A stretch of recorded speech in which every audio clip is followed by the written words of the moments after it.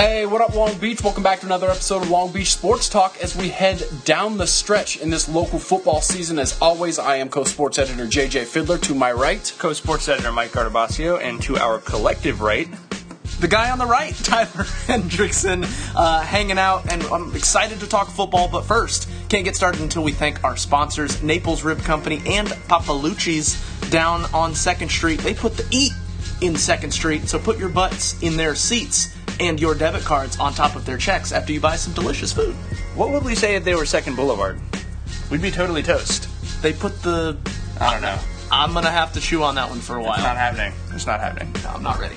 Like I said, they are coming down the stretch here, and it's kind of a weird week for local football. You know, we've obviously got big teams like Poly and Bosco, but Bosco's taking on Olu, and Poly's got the bye this week. So there's one game that kind of emerges as top billing, and it's the first time we're looking at the Moore League as the top billing. Cabrillo at Lakewood, 7:30 on Friday night, and more than likely it will decide second place in the Moore League, which is a very important playoff spot here in the Pac-5 division, and more than likely we're going to have multiple LB Top 10 nominees because there are playmakers in this game on both sides of the ball. It's really big time because it's deciding which of these teams will lose to the top-seeded team in the Pac-5 and which will lose to the second-seeded team in the top 5. It's big time.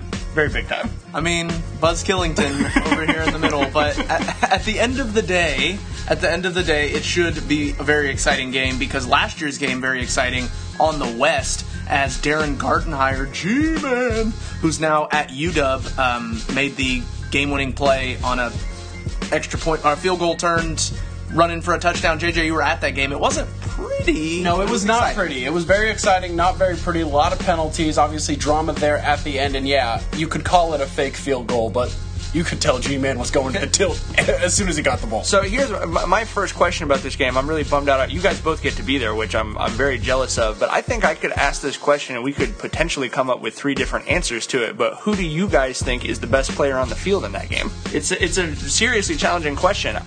I mean, you've got Justin Collins at Lakewood. JJ, would that be your selection? I think Justin Collins would be an easy selection, but if I'm saying which guy at the end of the night will have more to say about this result, I'd say Rico Martin. Because if the Jags can't run the ball and you give that Lakewood offense a time to get their rhythm going, you can see how slowly they've started against some of the better teams, and then you can see how fast they finish against some other teams like Wilson and Mayfair. If you give that team the ball more, it's just bad. So if Cabrillo doesn't run the ball with Rico Martin, they're going to be in trouble. Well, and honestly, I mean, yeah, Rico could definitely be a key player. I think for me, if I had to pick, okay, all of these teams, it's like schoolyard, and you just get to pick the first guy you want. I want Dominique Leggett because he's going to help me on both sides of the ball. He's going to be able to try to slow down Collins at that middle linebacker spot. He's going to be the heart and soul of that Cabrillo defense, which is going to need to play well. And if you need short yardage, if you need to get a 4th and 2, that kid will get you a 4th and 2. So I think he's going to help you in both ways in short yardage and prevent Lakewood from running the ball and kind of make them one-dimensional while also chasing Collins down. So Leggett, 4-year Cabrillo guy, been a starter for 3 years, so that's the guy that I would pick is the guy I want. And I've seen both these teams in the last 3 or 4 weeks here. I would definitely say I think Justin Collins, for me, is the guy with the most ability to do the most in a game and change the game the most on both sides of the ball. But certainly Cabrillo is going to have an answer for him because if he runs wild, I think that could have this game kind of get out of hand almost in a hurry. I wouldn't be surprised by almost anything in this game. I wouldn't be surprised by an overtime game. I wouldn't be surprised by Lakewood winning by 3 touchdowns or Cabrillo winning by 3 touchdowns. Cabrillo showed the speed to shut down the outside when they took on Donald Gordon and Milliken, so maybe that's a similar situation here with Collins and Lakewood. But Tyler, you're right. If I did get to pick first, I'll take David Zavala. You know what I mean? Like, you got a guy who can play both sides of the ball who's going to be another all-more leaguer. I think Zavala, it's interesting, we talked about 4 kids and no one had yet mentioned David Zavala, who I think is the only player in the game who currently has a Division I scholarship offer. Yeah. So, and he's also a heavyweight champion of the Moore League. So, of the world, I was going to say, but I had to catch myself. The world of the Moore League. Heavyweight champion of the world of the Moore League. We are very excited for this game. Like we said, you can follow it if you're at a different game. Starts at 7:30 at Lakewood. It's homecoming, so it should be a huge crowd. Get on Twitter, PT Gazette Sports. You can follow all of the Friday night football action right here. Get us to 5K. Take you behind the curtain here a little bit. We had a fun Monday night watching Arian Foster give Mike Gardabasio the win in our NFL fantasy football league here. Big time. It was big I'd time. like to take a moment and really thank Arian Foster for coming through for me in not the clutch. It was a clutch for me. It was not the clutch for him. It was classic fantasy football. It was all decided in garbage time. For wiping up his head just enough to make one good decision to give Arian Foster that touchdown. So, obviously, fantasy I'd like to football... obviously thank the University of Tennessee. Very big. Where Arian spent his college years for preparing him for such a big win for me. Online, obviously, fantasy sports across the board, huge. Somebody got in trouble about this a few years back, so we're not really going to do this. It wasn't okay, us. I want to disclaimer up front: we are not doing this. But how much fun would it be to do a Long Beach area high school fantasy football league? I think that would just be fascinating because first you'd kind of have to adjust the rules.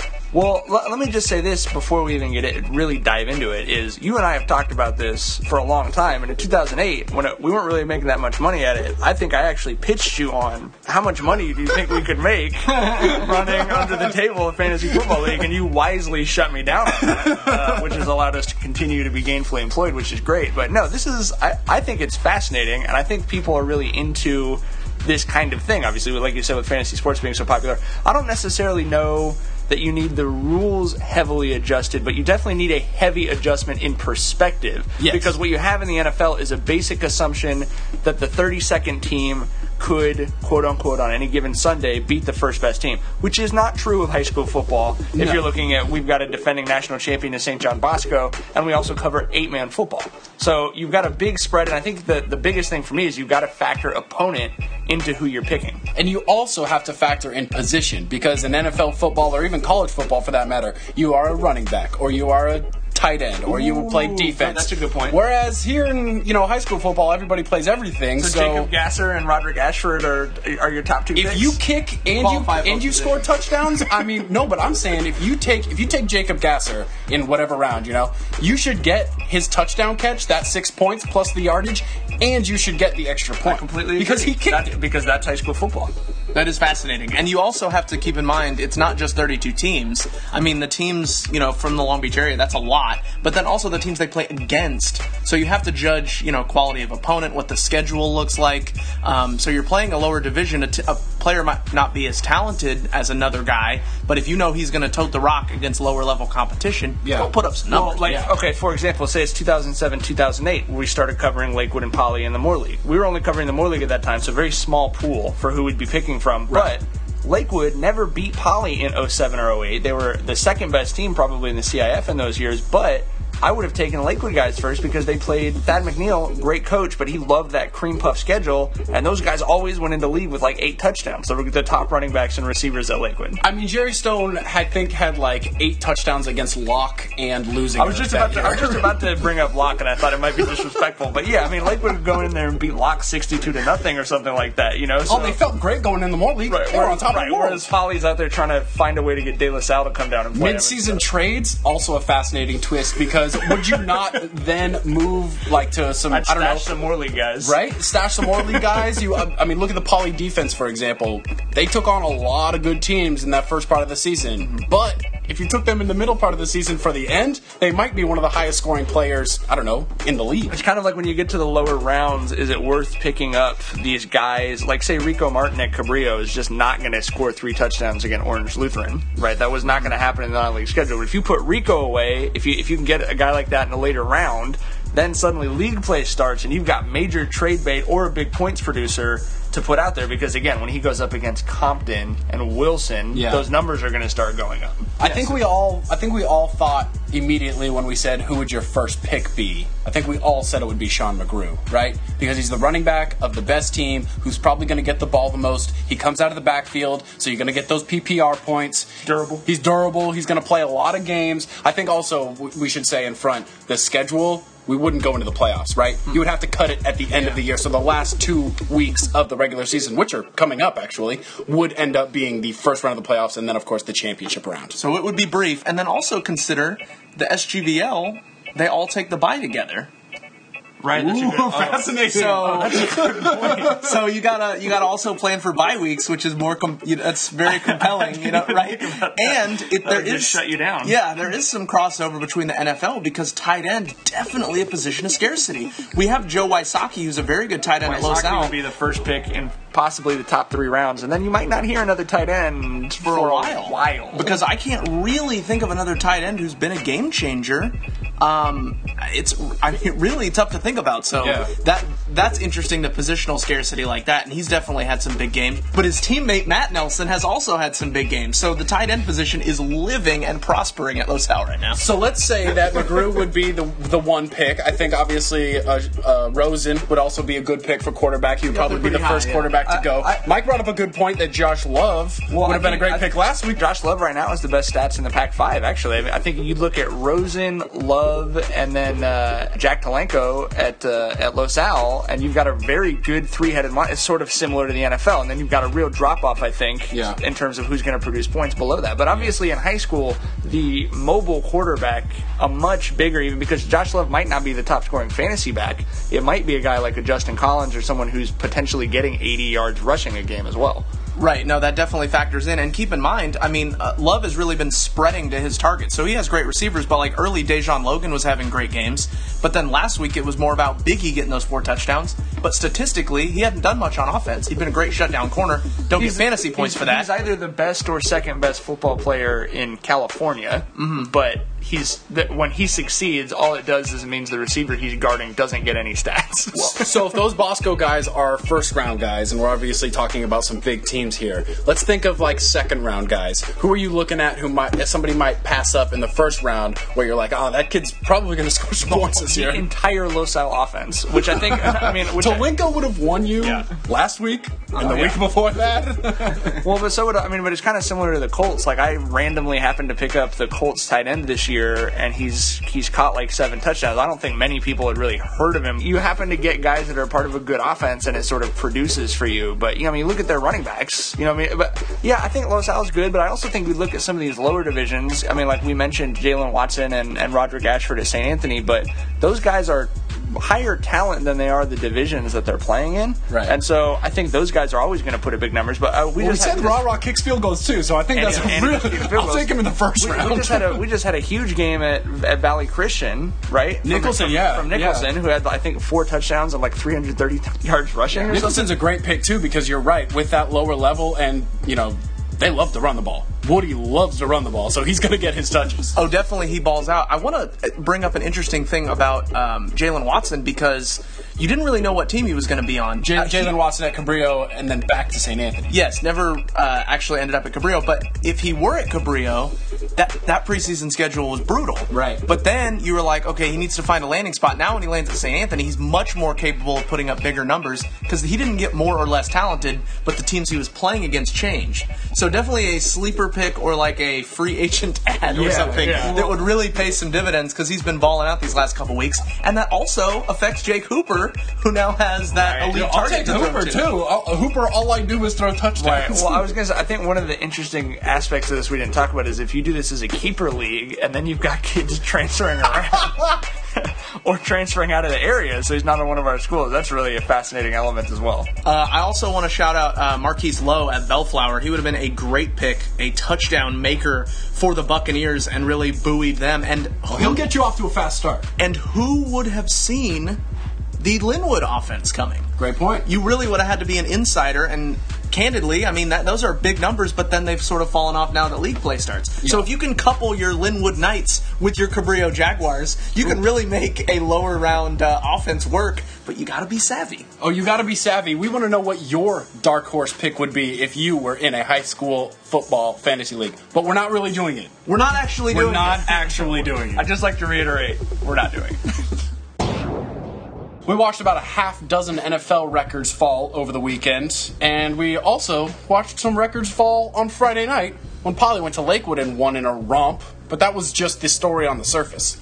Yeah, I think the story of the game for people who read Tyler's feature that came out a couple of days before the game was that Josh Love, the quarterback that we mentioned, who, again, leading the Pac-5 in passing statistics, I believe in both yardage and touchdowns, Love threw 7 touchdowns, which 7 tugs will do that for you. which ties a school record for touchdowns in a game with Chris Lewis in 1998 in a Moore League game against Wilson, which is a pretty big deal at Poly if you're a quarterback and you can get your name up there with Chris Lewis. That's a big deal. Love gun. Yeah, I don't think you're singing that song right. I definitely no. That was on point. He threw so many touchdowns. He's talking about his arm, Ronnie. He threw so many touchdowns that we barely even made any love jokes in the video, to be honest. No because time. It was just too incredible that he was throwing 7 touchdowns. Yeah, there was no time for loving, dude. We had to be very focused. But yeah, I mean, I'm not saying that credit should be given or whatever. I didn't do it. You know what I mean? Josh did it. But the story didn't prevent him from doing it. See this guy's face. He made me look smart. I don't think you need to worry about anyone giving you credit for it, but I appreciate you getting out ahead of that one. No, it was a big deal, obviously, to find so much love in a Lakewood place. Very, very excited for Love. As we mentioned, obviously, you recollect that. But then Iman Biggie Marshall, actually, to me, probably a day that I will remember more. Because Tyler and I were at Poly at 8:30 in the morning on Friday, which if you've been following us for a while, you know we're up till 3 or 4 a.m. Friday night, so you really don't love showing up someplace that early. But we saw Marshall get his Under Armour All-American jersey, and then, we told him, we have this idea where we're going to do a helmet more if you put your helmet on, and then it turns into the Poly helmet. And that sort of put it in his head, I think, that we were going to be looking for him. And he found the camera after all 4 of his touchdown catches, which was just unbelievable for him to have 4 touchdown catches and play a completely dominant defensive game. He was only off the field for a couple special teams plays and impacted the game basically every time he was in a play. I mean, it was as complete a high school football performance as I've ever seen covering high school football. They definitely put up some big numbers. The footage that you had, Mike, was on Rogan's Heroes on NBC after the Sunday Night Football game, which was awesome. As well as the footage of the Justin Huff touchdown, which was great. But they had a memorable day. Obviously, Josh Love now joins Chris Lewis in the record books. But beyond just the historic nature of the performance, let's consider the fact that, as you mentioned, I mean, that game, it was fairly competitive, but it wasn't a down-to-the-wire game. There was a running clock at the end, et cetera, et cetera. But those starters played the whole game. And so this is part of the strategy for Antonio Pierce this season that was not the strategy before, that the starters are going to try to stay fresh and focused and play these whole games.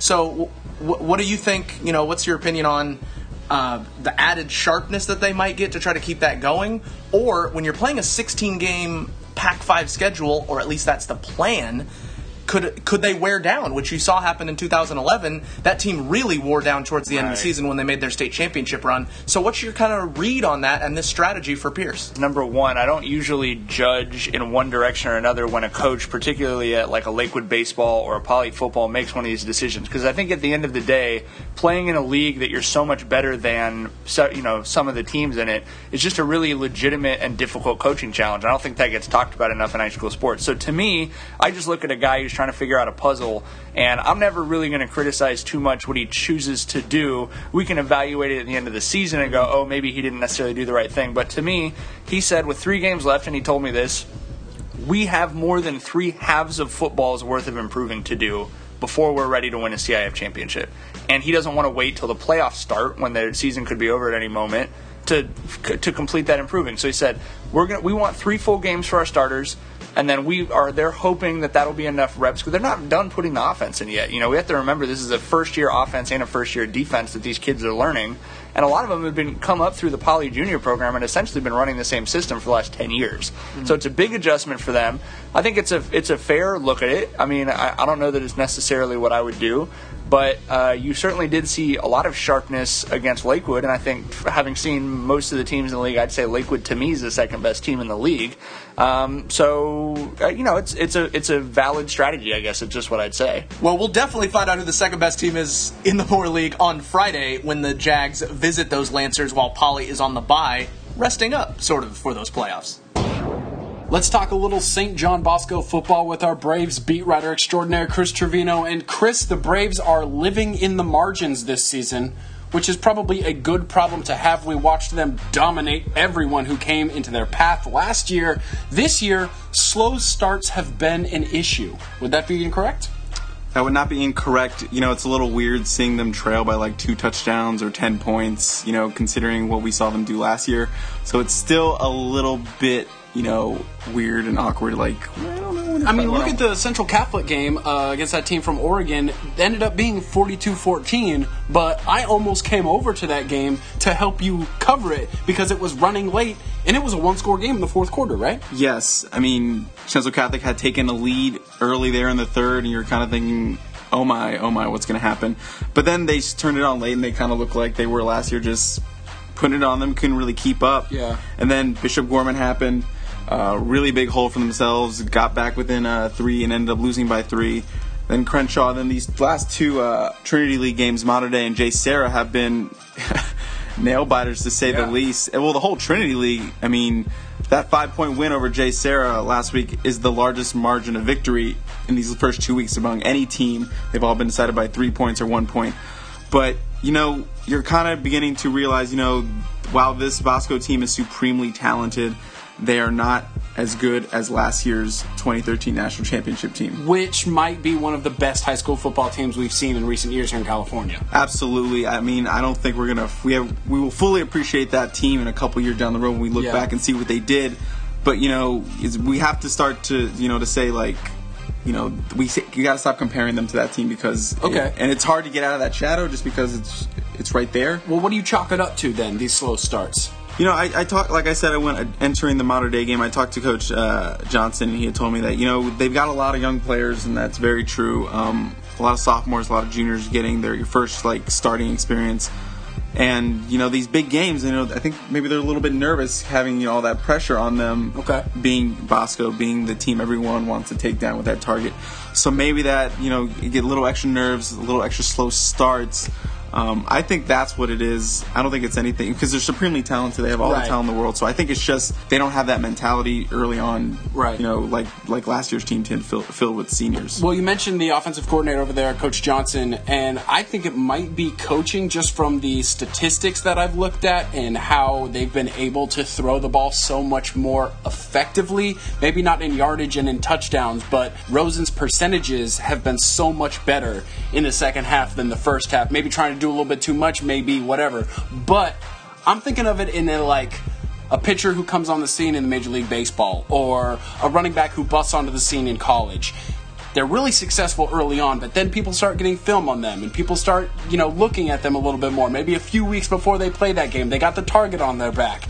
But Bosco has the coaching staff and the coaching know-how to adjust to the adjustments. So you look at a team like Central Catholic who came down from Oregon and they had all that film on Bosco, so they were ready. They had a wrinkle for him, and Bosco saw that wrinkle and then were able to adjust at halftime, and the Central Catholic team basically ran out of bullets. Do you see that as well? Yeah, I absolutely agree with that. I mean, you've just seen in their first half games or their big games that they come out slow. McGrew can't find those holes all that well. They've been held to maybe just 1 or 2 scores, and they're usually trailing going into the halftime. Rosen has trouble locking up with his receivers. And then in the second half, things start to click.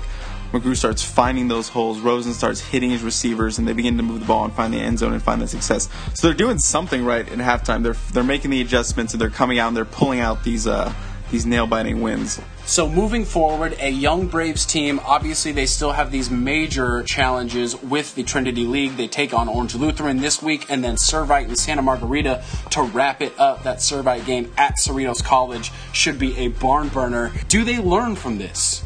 Do they get into the latter part of this season with these slow starts and figure out a way to start a little faster before the Pac-5 division playoffs? Absolutely. I believe they are learning, and they're picking it up along the way. I mean, especially that defense. Like we said, we saw them take a huge step forward last week or 2 weeks ago against Mater Dei. And, while they are really young, you have to be impressed by the way they're able to pull out these wins in these this very tough Trinity League against these really good opponents. So that bodes really well for them. They're getting their experience in this really tough league, and it's going to set them up for a big run in the playoffs. So I absolutely believe they're learning and they're getting better every week. I mean, for a young team, just the experience alone is gonna make you better. So I absolutely believe that they are growing as a team, and we're going to see them much better come playoff time. That's it. That's all. There ain't no more. Another episode of Long Beach Sports Talk in the books. We were talking high school football like we always do, but we also cover everything else Long Beach sports, and you can see all of that coverage at GazetteSports.com and in the Press Telegram. This week might be Trap Week. We've got a couple games that are really interesting, like Linwood at Paramount, Dominguez at Warren, Gar at Downey, Glenn at Cerritos, La Mirada at Mayfair, Bellflower at Norwalk. Those games could be trap games for the teams that are expected to win those, with obviously massive matchups coming down the stretch here in the local high school football section. Make sure you're following us on all of the social media, especially Twitter, where you will find all of the Friday night updates for everybody involved in this show and the production of everything Long Beach Sports. For Mike, for Tyler, for Chris, and for JJ, Nimsy! and for Vinny.